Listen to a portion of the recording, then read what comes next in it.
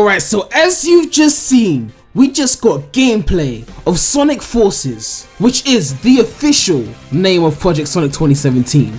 They said it had something to do with, join the resistance. So you got the resistance, the good guys versus the bad guys. So there's like forces of good and evil resisting each other, so I like the gimmick they've got there with the whole name and all that. It makes sense. That being said though, I kinda did like the name Sonic Resistance. I think I would have preferred that name, to be honest. But Sonic Forces is cool, like I'm cool, whatever. Like, it's about the gameplay at the end of the day. And the gameplay looked lit, so we are in for a nice ride. I saw some new looking egg pawns there, it looked fresh. It kinda reminded me a bit of Unleashed. Although there seems to be a lot of green hills in the background scenery. So maybe this is this game's idea of a Green Hill clone, which is kinda good because that means it looks a lot more original than the other Green Hill clones we've seen in past Sonic games. So one of the most important things that stood out to me is that we didn't see any 2D, and this was just modern Sonic because they didn't show off classic Sonic gameplay.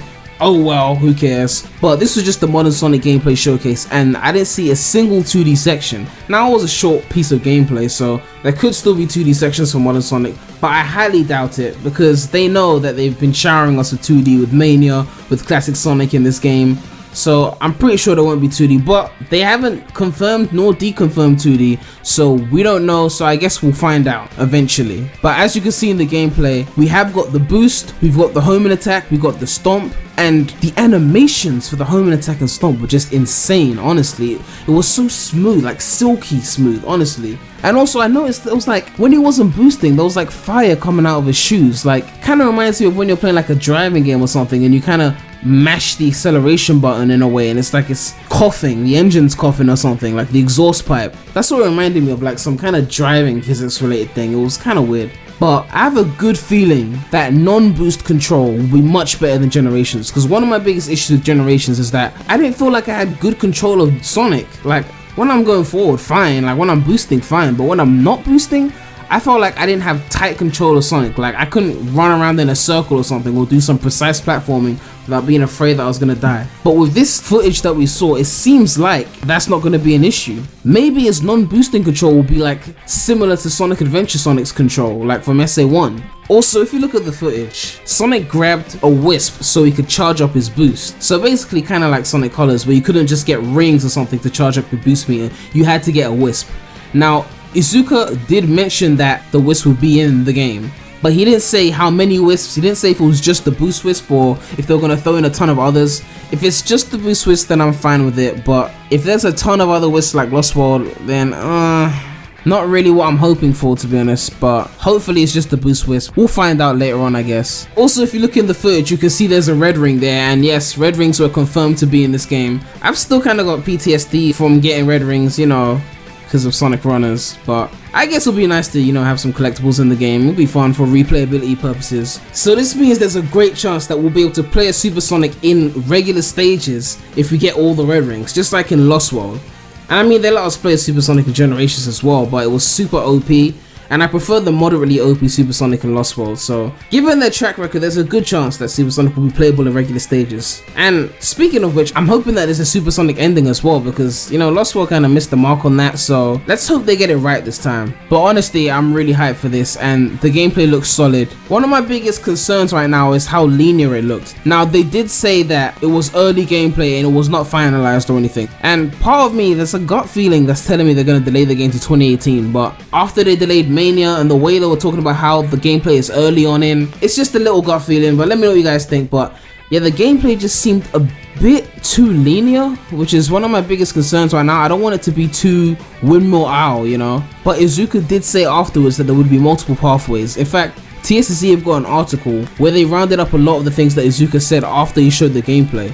He said that it's going to be an evolution, so not a copy, an evolution of Colors and Generations. They said they've reworked the boost feature.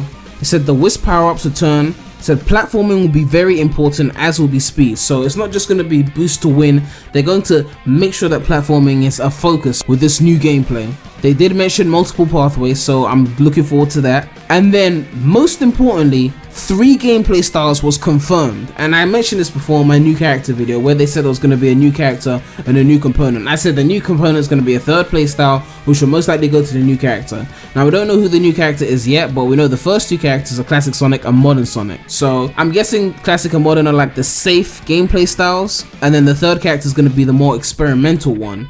Now, people are going to be like, well, Dreamcast Sonic is Modern Sonic, but just because Dreamcast Sonic is canonically Modern Sonic doesn't mean that the canon can't change, because before generations it was just one Sonic, then they split it into 2. Who said they can't split it into 3? Like, let's be real. But that doesn't mean I think it's going to be Dreamcast Sonic. I'm just saying I accept the possibility of it. I mean, it is a bit weird if you have 2 Sonics and then a 3rd random character, so that's why I'm thinking that, but at the same time, it could be a completely new character. And I'm fine with that either way. If it's Dreamcast Sonic, I'll be happy. If it's a new character, then it'll be interesting to see what this new character's like and if I'll like his personality or whatever. And it'll be interesting to see what gameplay he gets. Maybe he will get the spin dash gameplay, who knows. But I do like this whole formula that they've got right now, because it means they can experiment with this playstyle while still having the staple playstyles. As much as I don't want Classic Sonic to be in this game, he is a staple playstyle. We know that it will be good even if it's 2D. And the final point here is that it says the visuals are being pushed with better lighting and rendering. Now in the stream, Izuka mentioned that this is a whole new engine. So this is the Hedgehog engine 2. So they've improved everything. Like, this is brand new graphics and everything. I'm expecting it to be at least on Unleashed level, but then obviously with higher frame rates, because it's going to be a next gen console, so PS4, Xbox One, Switch. So I'm expecting at least 1080p 60 FPS on new gen consoles. But you know we PC master race out here, so if the consoles are slacking on that frame rate, you know I'm going to be running at a 4K 60 FPS on my PC. Better make sure I get a new graphics card so I can run this as soon as it comes out, you know what I mean? But yeah, I'm just happy it's coming out on PC, so I don't have to worry about that. But the graphics look really great, like the visuals, like especially seeing it now in HD. Also, it's been confirmed that Shun Nakamura is the producer of Sonic Forces. He's worked on so many Sonic games. Look at the games he's designed here. He's worked on Heroes, 06, SA1, SA2, Unleashed. 4 of those games I just mentioned are in my top 5 Sonic games. So I have no doubt he's going to do a good job with this game, especially since they're not rushing it. Also, the sound director for this game is confirmed to be Tomoya Otani, who has worked on a lot of Sonic games, and a vocal theme has been revealed for this game as well, which is actually what the background music is. It's actually an instrumental because the actual vocals haven't been revealed themselves, but we've heard the instrumental for the vocal theme and it sounds really great, honestly. If you want to hear the full version, I'll leave a link to that in the description, but yeah, it's the background music right now in this video.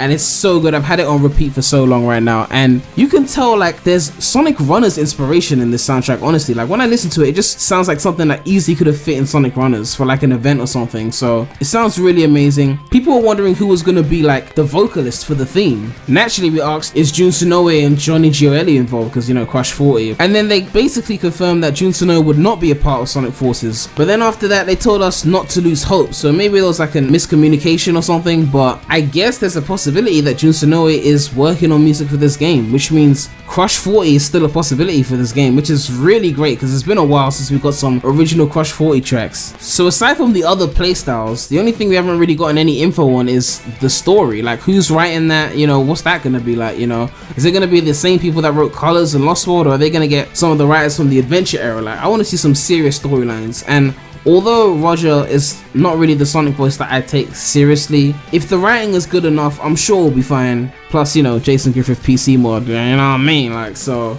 But yeah, man, we got a lot of news. So they said there's going to be more news in the coming months, so I'll be sure to let you guys know when that comes out. But let me know what you guys think of the news we already got. But right now I'm excited because it just looks really good. Like, of course it's not every single thing I want in a Sonic game, because it's unlikely I'll get that. I mean, Heroes has already come out and they're not making Heroes 2, but they're not playing it too safe and they're not playing it too risky. So I believe that this game has a great potential to do well. And I'm definitely looking forward to seeing that new character, because right now I'm holding hope for some really interesting risky playstyle out there, because you know I love those risky playstyles. You know I'm a big fan of the Werehog and whatnot. So right now the 2 things I'm hoping for the most are that the stages are decent length and that there's no 2D sections. I don't want stages as short as Generations or as short as Colors, and I don't want 2D sections in the 3D gameplay. A few side notes. I love the logo for this game, it looks amazing. It definitely reminds me of the Sonic Runners logo. And also the Chaotix have been confirmed as side characters for the game. There'll be NPCs that will communicate with Sonic via radio, as if to report in on what they're seeing during the assaults of, you know, the resistance fights and whatnot. So it's good that they're being included in the game even if they're not playable.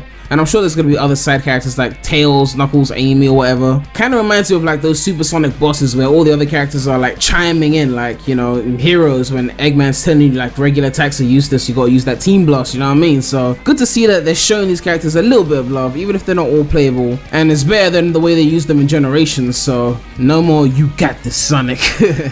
And also, thank you so much for 10,000 subscribers. Honestly, I just hit it. As soon as the stream ended, I hit it. It was honestly insane. So I'm gonna be doing a stream on Thursday the 23rd. It was originally supposed to be an 06 appreciation stream because the 23rd of March is the 10th anniversary of the PAL version of the PS3 version of 06, which ironically came out in 07. So that's the version that I had. So I wanted to do a 10-year anniversary stream to celebrate 06, you know, appreciate the game that everyone hates that I love. So now that I've hit 10k, it could be like a 10 years of 06, 10,000 of you guys, you know, 10, 10, double 10, you know, a big 06 appreciation stream. So if you want to watch that, that's going to happen on Thursday. I'm not sure of the exact time yet, but it's going to be lit. So we're going to play some 06, maybe talk about Sonic Forces and Mania, you know, see what you guys are saying. But yeah, man, that's it for now.